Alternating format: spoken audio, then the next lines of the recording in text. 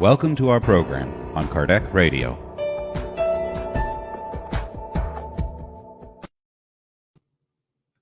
Hello, dear friends, and welcome to another Sunday where we're going to study Genesis.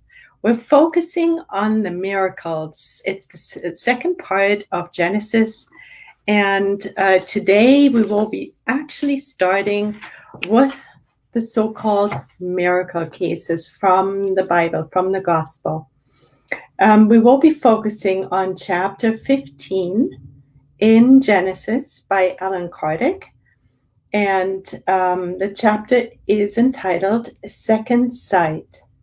We will be first going back to our chapter on second sight, and we will be highlighting some important information so that it's fresh in our minds and our memories, so we can understand the four cases that Allan Kardec is gifting us with better. Number one will be the entry of Jesus into Jerusalem. The second one is Judas's kiss. The third one is the miraculous fishing. And the fourth one is the calling of Peter, Andrew, James, John, and Matthew. All right, dear friends, before we begin, let us just for 1 second connect with God and Jesus, the mentors of Kardec Radio, and our own mentors. Also the mentors of this group, the healing doctors and other spirits on high. And let us also welcome the spirits that are attending this study session just like we do, who want to learn, expand their horizons, accumulate knowledge, and hopefully using it to be of service. And thank you, Kardec Radio, for having this divine opportunity to study this important subject, to demystify the miracles. Thank you. All right, dear friends. So I'm going to share the screen here for a moment so we can look at it visually, which often helps us to focus. I hope it does the same thing for you. And now I'm going to quickly just take a peek and make sure that we are looking good, that you can actually see me and the PowerPoint, which is not readily available here. Hoping, okay, let's try this again. Yes, it looks good. Okay, perfect. All right. So, here we go. So you may remember that we studied the action of the spirits upon the fluid. We find that in Genesis. We studied it already. And it's chapter 14, item 15. If you want to read the whole item again to bring it up even deeper into our consciousness, into our minds. So what we learned there is that the fluids are the vehicle for our thoughts. So the thoughts act on the fluids. And it's just very similar to sound that acts on the air. So the terminology that Allan Kardec picked is fluids. It's part of the universal cosmic fluid. Okay, so our thoughts act on these fluids. So the thought creates a fluidic image, like a picture or a series of pictures. And these thoughts then are reflected in our perispirit, like in a mirror. This is why we're saying the mind stands as the mirror of life. That's why we're saying as we think, we emit, and as we emit, we attract. It's all a mirror action. So our thoughts will impact us most and foremost. So we can, of course, from that extrapolate to having a lot of dark thoughts, a lot of negativity in our space. Those thoughts imprint themselves in our perispirit, and they have an impact not only on our perispirit, but also our physical body. So this is also how, in this mechanism that we just talked about, is also how most secret thoughts and feelings and emotions reverberate in our fluidic envelope. So as they reverberate, as these images are imprinted there, guess what? This is how one soul can read another like a book. So whoever has this faculty and whoever wants to develop this faculty, because we can develop it, and we'll be covering this in a second, can read another soul's thoughts like a book. So let's keep that in mind, because that is important for the examples we're going to study in a minute. So where do we find second sight? Where is it seated? What is its cause? And there we find in the same item that the cause for second sight lies in the properties and the radiation of the perispiritual fluid. So the perispirit is our fluidic envelope. However, it's different for every single person. Even though we are all living on Earth, and there is a certain maximum and minimum of density, so to speak, that is dictated by the Earth's density, by the whole planets. But we fit, of course, we are co-creating that. But still, our perispirit, the density of each one's perispirit differs. Why is that? It's because the density of the perispirit depends on the purity of the soul. The more pure the soul is, the more pure the perispiritual fluids will be. So the second side lies in the properties and the radiation of the perispiritual fluid, because we learned several weeks ago that the perispirit is not just as dense or as close to this body, to our bodies, as we may think. It's actually, it radiates out. So then further, the perispirit is the spirit's sensory organ. So our perispirits are our spirit sensory organ through which we incarnates receive spirit-related messages, things outside of our corporeal senses. So it is through the perispirit that we receive spirit-related stimuli. Excuse me.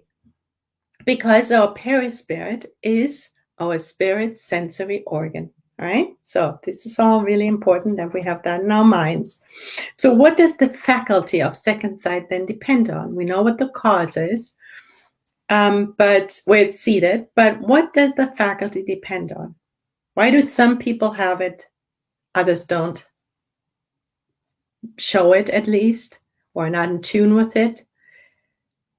It is intimately linked to the attributes of the soul, the degree of purification. That is the root cause. So it depends on the degree of purification of the soul. The greater the purification, the more precise second sight is. Because with this soul purification also comes a more purified perispirit, right? So the greater or lesser ease with which the fluid of the seer combines with that of the spirit also plays a role in the faculty. Some people we develop in second sight. So it is the greater or lesser ease with which the fluids, perispiritual fluids of the seer, let's say the incarnate, combines with that of the spirit. Remember, the perispirit is not right here in our body. It stretches out.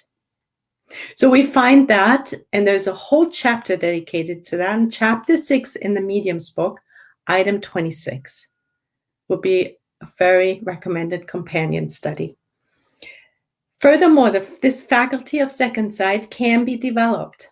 And we also learned that in the same item 26 in the Medium's book. So this faculty can be developed.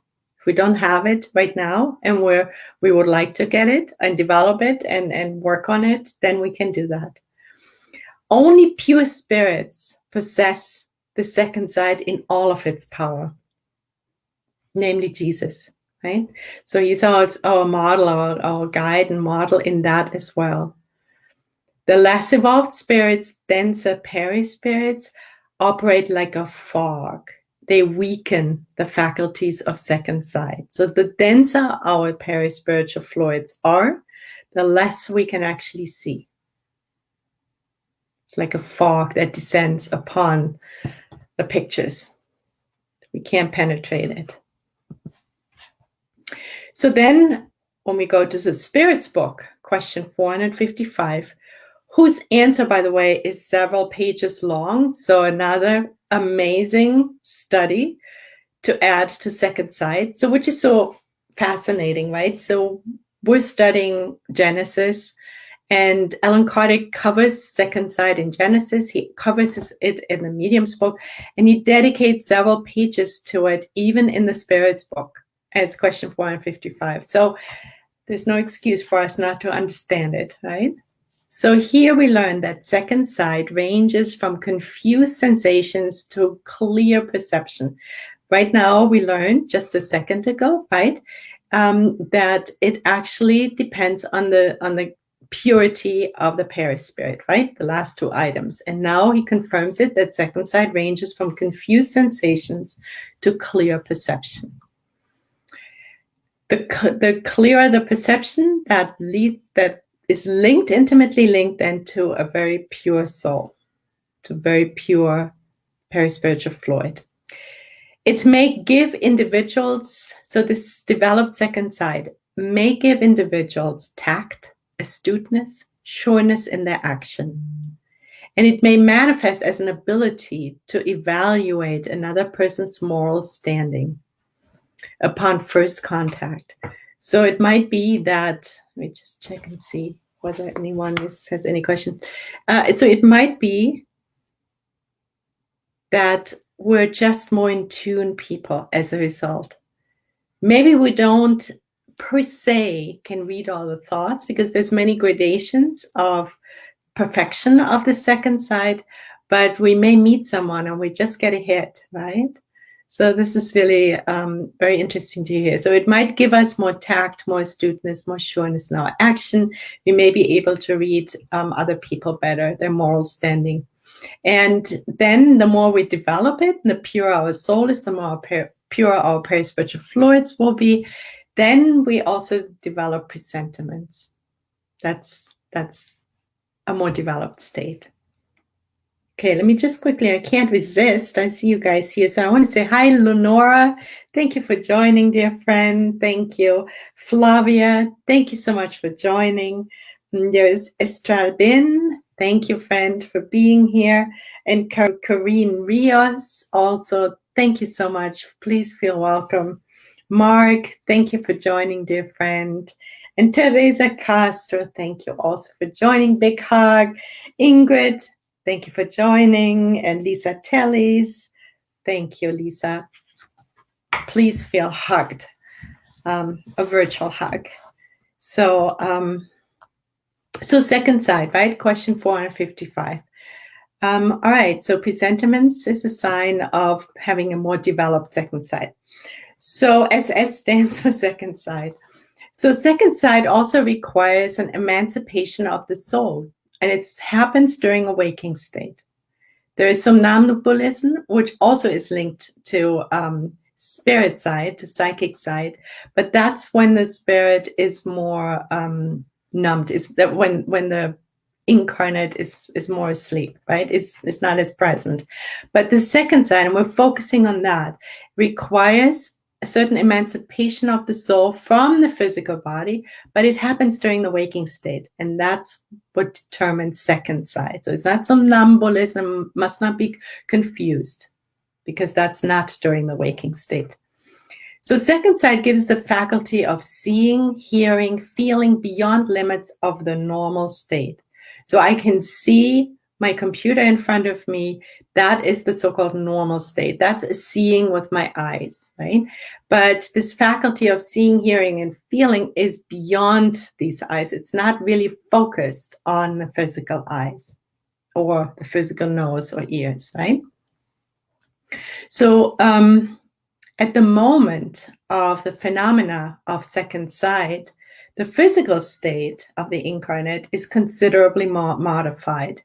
So that may show itself in eyes that are glazed over, like hazy eyes, kind of looking without seeing. It seems like they're looking, but they're not really. The eyes are not as they are right now, as they would be, right?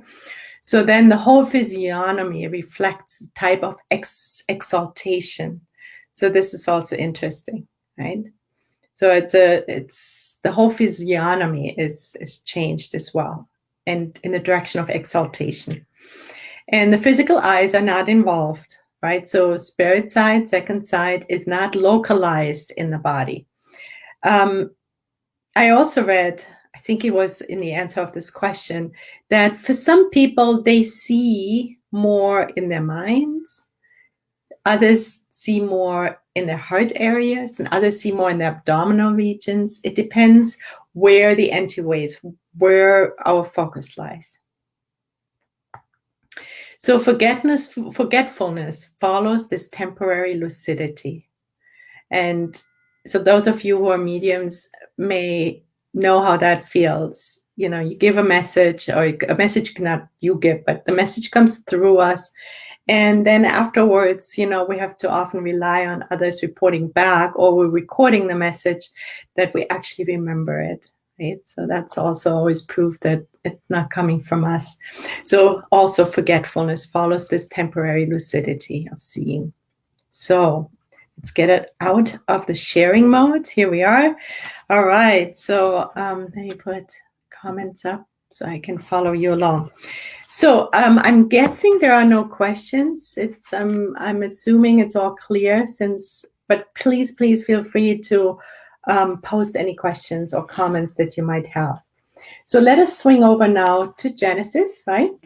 We're finding ourselves on page 319. And now that we have a better idea of second sight and how the thoughts imprint themselves in the fluids, we will understand these four phenomena that Jesus modeled to us, okay? So first one, item 5, the entry of Jesus into Jerusalem. When they had come close to Jerusalem and had arrived in Bethany near the Mount of Olives, Jesus sent 2 of his disciples ahead, and he said to them, "Go to the village ahead of you. Arriving there, you will find a donkey tied up and her foal with her. Unite her and bring them to me. If anyone says anything to you, tell them that the Lord has need of them, and he will immediately allow you to take them." Now all of this took place so that this word of the prophet would be fulfilled. And here's the word. "Say to the daughter of Zion, behold your king, who comes to you full of tenderness, mounted on a donkey, and upon a foal of her that is under the yoke." So this is what the prophets were saying. They said that. And now Jesus is fulfilling the prophecy by sending the disciples into the town of Bethany to get a donkey and her foal. The disciples then went and did what Jesus had ordered. And having brought the donkey and her foal, they covered them with their garments and had him mount them.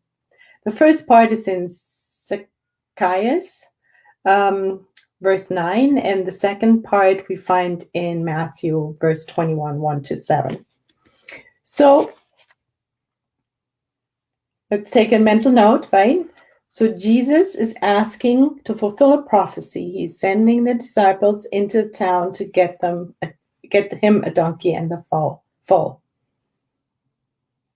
So the magic here is, how did he know that there was a donkey and a foal, right? So it could have been passing as a miracle that he knew that was there, right? All right, so here's case number 2. Judas's kiss. "Rise." So this is what Jesus said. "Rise, let us go, for he who must betray me is at hand." So he tells the disciples, "Rise, let us go, for he who must betray me is at hand." Quotation end. Jesus had no sooner finished these words when Judas, one of the 12, arrived, and with him a troop of men armed with swords and clubs, and who had been sent by the chief priests and the elders of the people. Now he who would betray him had given them a signal in order to recognize him, saying to them. So Jesus knew that Judas would be coming before he actually came. Right? So, and sure enough, they came, and Judas said to these men with their clubs and so forth, hey, you guys, you can recognize who Jesus is because I'm going to give him a kiss. All right? So this is just putting it in a more casual terms. So here it is. The one whom I kiss, he is the one you seek. Seize him. That's what Judas said to these guys with the clubs. Then he quickly approached Jesus and said to him, Master, I greet you. That's what Judas said. And he kissed him. Jesus answered him, my friend, what have you come here to do? What have you come here to do? Jesus asked Judas after Judas kissed Jesus on the cheek. At that moment, all the others came forward, seized Jesus, and arrested him. So that we read in Matthew, verse 26. So what's here at hand is, how did Jesus know that Judas would be coming with his cabal before he actually arrived? Okay, we're moving on to the next one. And then we're going to take it apart, all right? So next one is the miraculous fishing. One day when Jesus was on the bank of Lake Gennesaret, finding himself pressed by the crowd of people huddled together to hear the word of God, Jesus saw 2 boats moored at the edge of the lake. The fishermen had gotten out of them and were washing their nets. He then got into one of the boats, which was Simon's, and asked him to put out a little ways from the land, and having sat down, he taught the people from atop the boat. So Jesus finds himself at Lake Gennesaret. There's tons of people, they're pushing up against him because they want to hear the word of God. So he sees in the distance some fishermen who tie up their boats, and he goes to them and says, hey guys, I like to go take one of these boats and let's go out on the lake.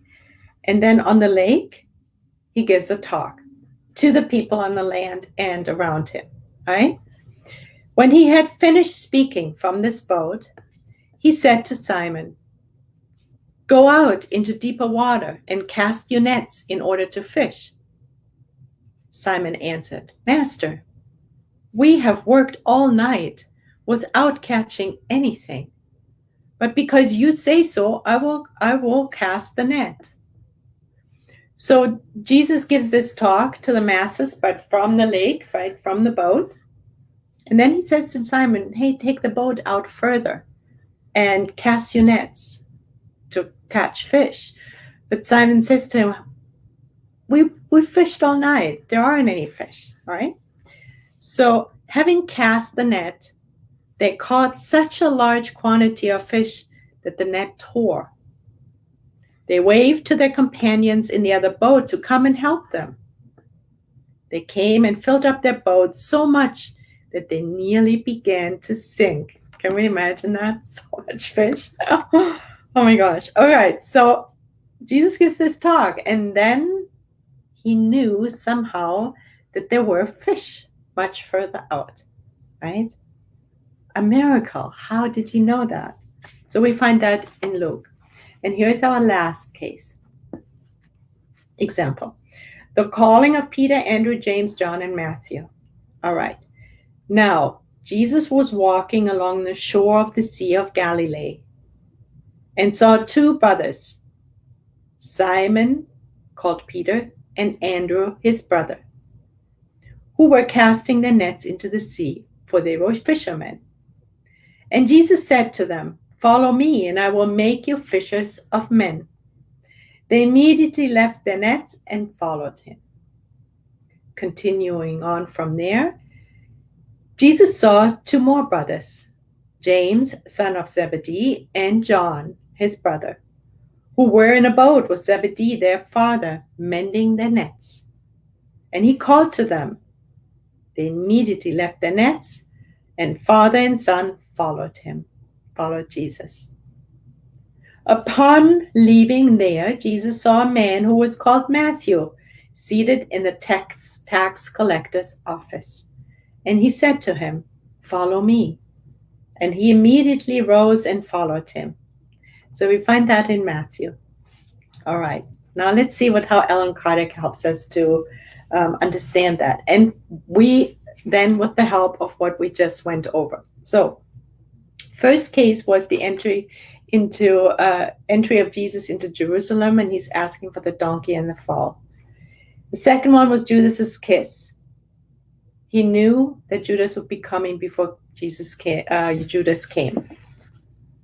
The third one was the miraculous fishing. Jesus is out in the boat giving a talk, and then he says, "Hey, you guys, out there is the fish." And the third one is, how did he know that these men were there and willing to come with him? Which were, of course, that was the moment when he got his first disciples together, right? All right, so we're going to item 9. These events contain nothing surprising when one knows about the power of second sight and the very natural cause behind this faculty. So these are primarily based on second sight. We can understand that at some point in the history of mankind, they passed as a miracle. Wow, how did Jesus know, right? And it's interesting because Alan Kardec says, and so these events are nothing special, nothing surprising when one knows about the power of second sight and the very natural cause behind the faculty of second sight. What is the natural cause behind the faculty of second sight? Do you have the answer?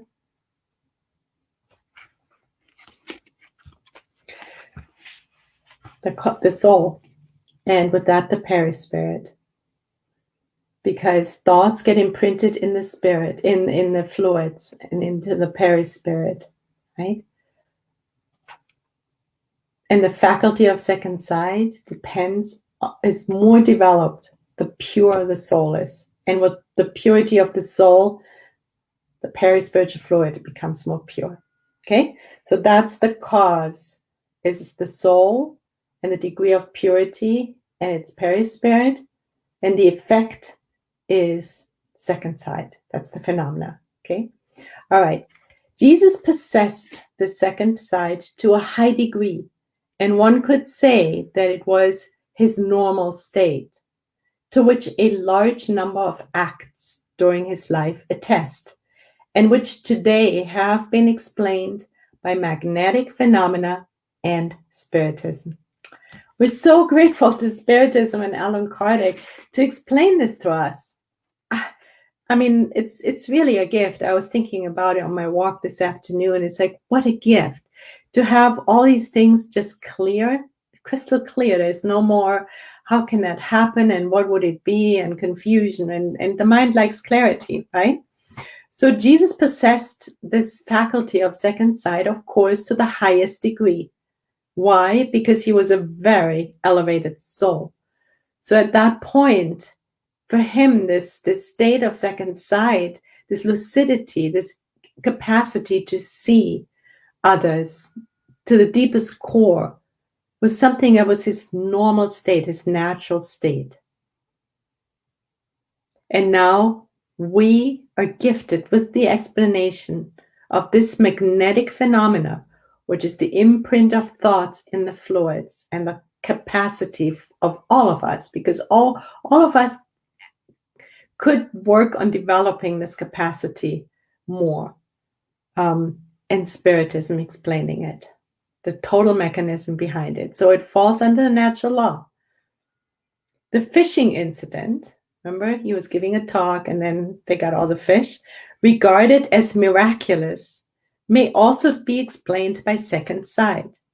Because some people, Jesus did not spontaneously produce fish where there were none, Rather, he saw, as could someone lucidly alert by means of soul sight, the place where the fish were, and could confidently tell the fishermen to cast their nets there.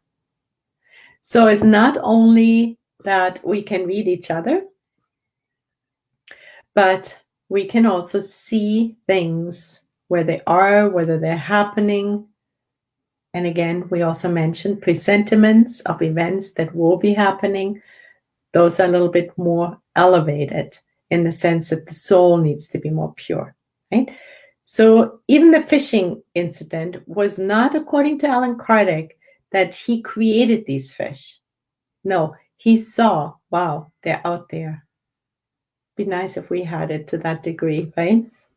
That's really so. And of course, we can also imagine that in days gone by, this would have passed as a miracle without explanation. It appears miraculous, right? Perception of thought and consequently certain predictions are the result of spirit sight. So the effect of spirit sight is perception of thought. We can read other people's thoughts and we can make certain predictions. But again, the prediction capacity is more evolved, is based on a more elevated soul. When Jesus called Peter, Andrew, James, John, and Matthew, so in that example, he would have to have known the inner dispositions in order to know that they would follow him and that they were capable of carrying out the mission that he would entrust to them. So when he went to the side, first of all, he chose to go to the side where they were. So he was able to know that that's where he would find them. And at the same time, he knew exactly that they were the right people, even though on the outside they were humble fishermen, but they were ready. And he could read that. And we said that earlier, that in second sight, it gives us this capacity to read a soul quality, so to speak, just even when we enter the room and meet people for the first time. And this is what Jesus did. So it would be necessary for them too to have had an intuition about such mission in order to hand themselves over. Let us go to page 291. There we get a little bit of an additional piece that we want to read. 291, Genesis.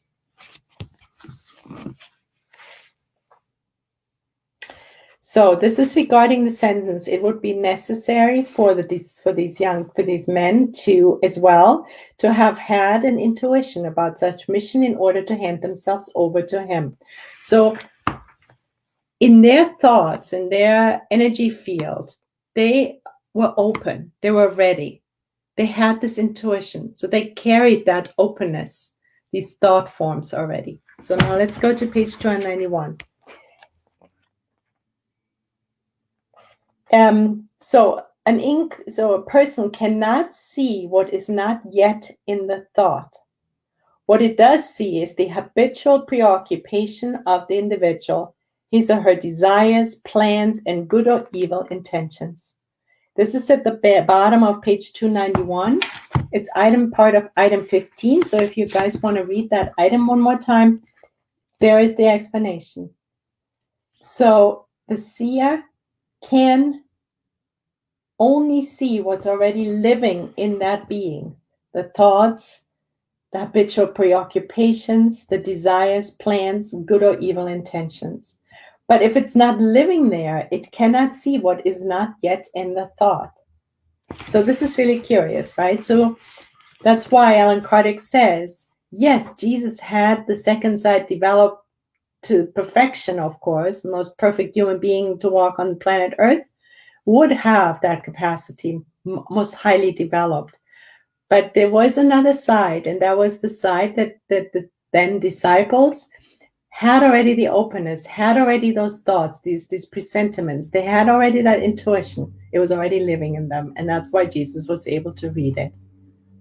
Somebody, Teresa, since we know the apostle was a mission being prepared, since we know the apostles was a mission being prepared in the spiritual realm, I'm wondering if with Second Sight he also recognized their perisphere. I'm sure he did.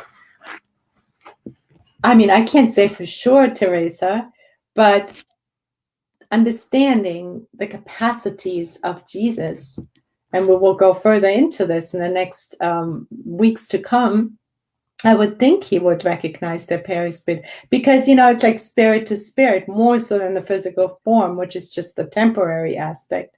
So in my humble opinion, I would say yes. Any other thoughts about that? Yeah. And of course, the perispirit, in the perispirit is where we find the intuitions, where we find the qualities, the preoccupations, the thoughts, the emotions, the feelings, right? That is the recognizing. Second sight goes right there because that's where the imprints are. So,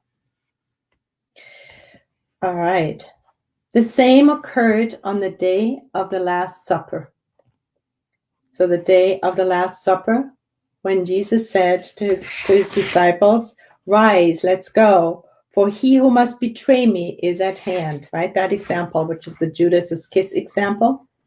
He says, the same occurred on the day of the Last Supper, when Jesus stated that one of the 12 who would betray him, and pointed him out by saying that it would be the one who put his hand into the dish. And also when he said that Peter would deny him. So there it is. So it was living in them. It was there. He just could see it. That's a presentiment, right? And that is, of course, because he's such an elevated soul. It was his natural state, we just learned from Alan Kardec. And if we just imagine for a moment, if we had that capacity, what would we do with it, right? So it's so beautiful to see that this capacity has to go hand in hand with an elevated soul. Because if some of us knew of what everyone was thinking and planning, that could be really hard to take, right? Because we wouldn't be prepared to have that much light, right? That much truth in our lives. We're still on that level where we're operating partly in darkness, and we need it to be that way because we're not ready for this intense light that Jesus was capable of dealing with it. If we knew that one of our friends would, betray us, that would lead to our incredibly suffering murder, so to speak, right? So this is also really interesting. Of course, it has to go hand in hand, right? So God designed it that we can only see as much as we can handle, so to speak.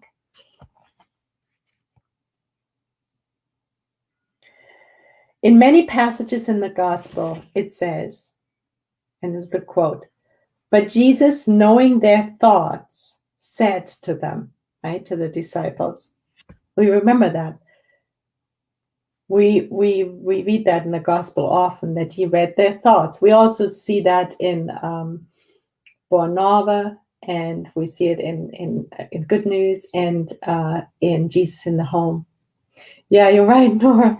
I can't even imagine seeing all that. Yeah, we're not ready. Yeah, that would be pretty hairy, right?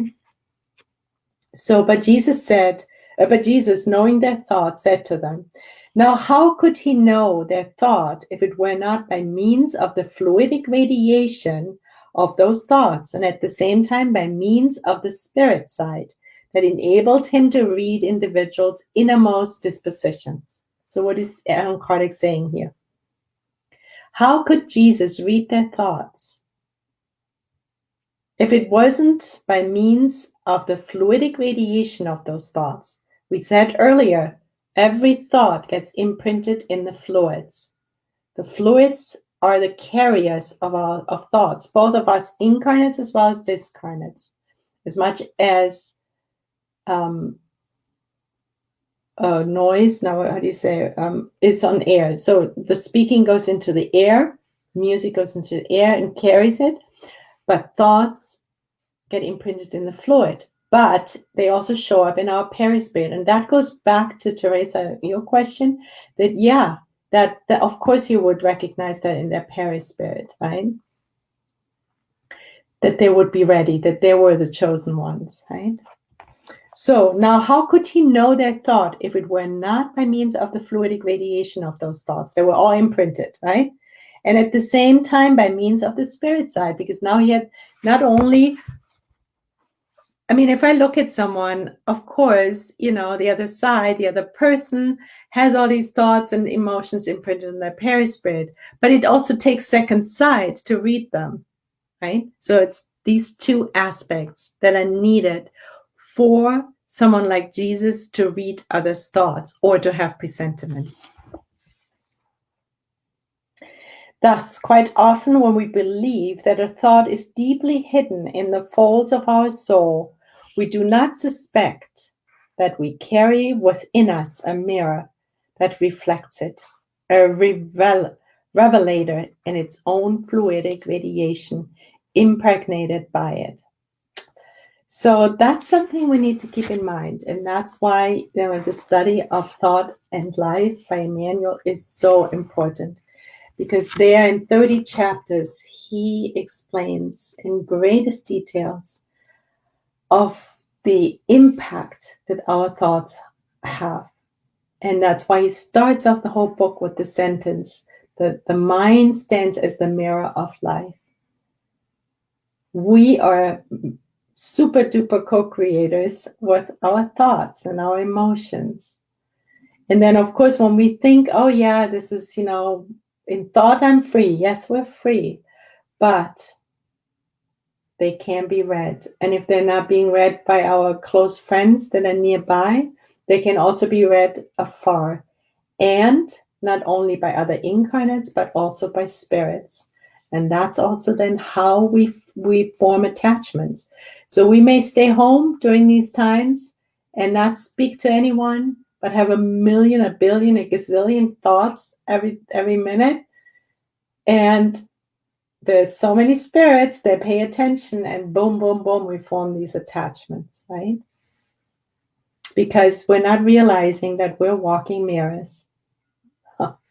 So that's something to really take in, If we were to see the mechanism of the invisible world that surrounds us, the diffusion of the conductor wires of thought that connect all corporeal and incorporeal intelligent beings, the fluidic emanations charged with imprints of the mental world, and which, like aerial currents, crisscross space, we would be less surprised by certain effects that ignorance has attributed to chance. This is beautiful. It's a long sentence. What is he saying, essentially? Let's break it up into shorter parts. If we truly understood the mechanism of all the different thoughts that are connecting us with other corporeal or incorporeal, with other incarnates or discarnates, all these fluidic emanations with all these different imprints and pictures, and they're like aerial currents crisscrossing space. If we saw all of this, if we had the capacity to see all that, we would be less surprised by certain effects that ignorance has attributed to chance. So often we say, oh, I just bumped into her by chance. Or, by chance this and by chance that, right? But this really explains things are never by chance. That just, according to Allan Kardec, shows a certain level of our ignorance, right? But we're here to learn, and we're super happy to learn. And that's why we're doing this study. So let me just quickly see. There is a reference at the end of this chapter to chapter 14, item 15. But I think we covered this already. Let me quickly see if there's any newsy news here. No, we incorporated that already in our study. So, dear friends, that completes our study for tonight on second side. For examples, great explanation, second side, and the fluidic imprints are the cause for Jesus and others to be able to read other people's minds and energy fields. And it's via the perispirit, and the capacity of second side is based on soul development, on the purity of the soul, but we can work on developing it. So it's not like, oh, I have to wait until I'm a saint. No, we can work on it right now. And of course, we can work on it consciously, but we also do it through our lifestyle, right? Our diet, how the nourishment of our soul, our thoughts, clearing old emotions, right? The more we carry around, the denser, the more pain we carry around and dark emotions, the more we inhibit, make it difficult for us to purify. So, any other questions? No? So then we will continue next week. Let's see what we're going to study next week. We're going to go to healings. The loss of blood, the blind man of Bethsaida, paralytic, maybe the 10 lepers. We'll see how far we go. But this is, of course, huge. And this is a long chapter. We will have to break it up. Yeah, this is a really long, because, of course, we know Jesus performed so many healings. So this will be really exciting for us to understand that better, what happened there. So, dear friends, let us thank God and Jesus and Mother Mary and all the good spirits and all the mentors for this blessed study, for this opportunity to connect with each other and connect with the spirits on high and God and Jesus and Mother Mary, so we can understand so-called miracles better, which will help us in our development of our soul, since we know it is knowledge and love that are the two wings that help us ascend to get closer to you, dear God. And thank you for this beautiful subject and the clarity that Allan Kardec provided to us. So be it, dear friends. Much love. Have a beautiful rest of your day. And so, God willing, we will see you again next week, same place, for the continuation of our study. God bless you. Mwah.